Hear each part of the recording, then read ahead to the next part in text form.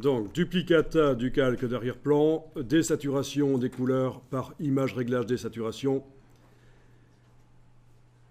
écrêtage avec la touche Alt entre les calques et faire passer en mode produit. Voilà ce qu'on a fait jusqu'à présent. Et vous voyez que les ombres sont visibles sur la voiture. Sauf que ça salit les parties de la carrosserie où il y a des reflets.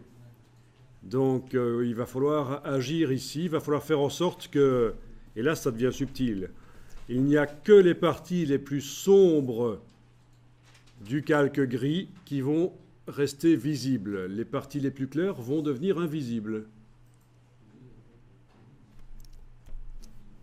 Et pour faire ça, vous allez double-cliquer à droite du nom ici, ou alors vous allez dans Menu calque, style de calque, option de fusion. Donc les deux solutions sont bonnes, le double-clic à droite du nom, ou menu calque en haut de l'écran, style de calque, option de fusion. Et alors ce qui m'intéresse, c'est les curseurs ici, et surtout celui du dessus. Est-ce que vous avez déjà vu ce genre de choses?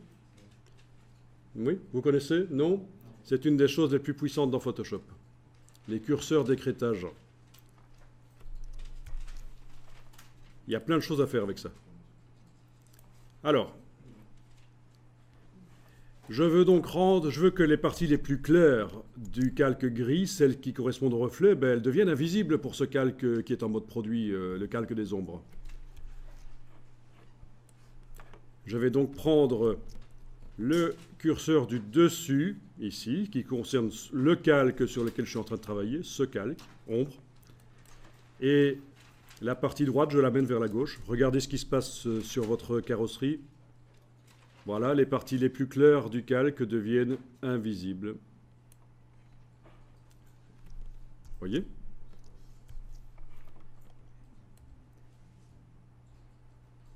On est d'accord? On arrive à rendre invisibles les parties les plus claires du calque gris.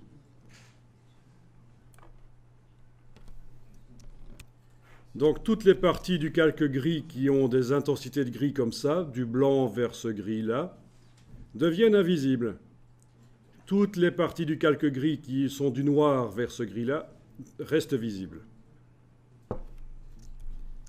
Alors comme vous voyez, le résultat n'est pas extraordinaire, parce que en fait, il faudrait que la transition entre ce qui est visible et ce qui est invisible soit plus progressive. Eh bien, vous allez réussir à le faire en enfonçant la touche Alt et en séparant ce curseur-là en deux. Touche Alt, vous le séparez en deux, vous positionnez les deux moitiés de manière à obtenir une transition. Alors, ce genre de choses pourra être modifié autant de fois qu'on veut par la suite. Ce n'est pas destructif, ça ne détruit pas les pixels du calque. Est-ce que vous voyez que c'est déjà un peu mieux? Donc, entre la valeur de gris 64, chez moi, c'est celle-ci, et la 147, c'est celle-là, il y a une transition. Ça devient progressivement invisible.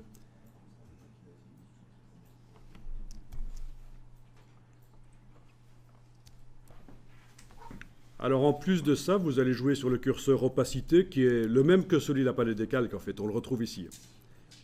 Opacité ici. Pour diminuer un peu l'opacité du calque gris. Voilà. Alors, c'est pas joli, ça. C'est pas une ombre sur la texture.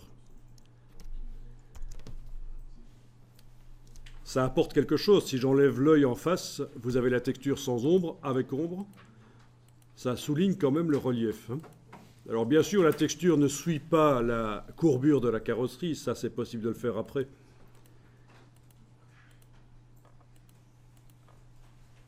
Mais là, on fait globalement la texture sur toute la voiture. Donc,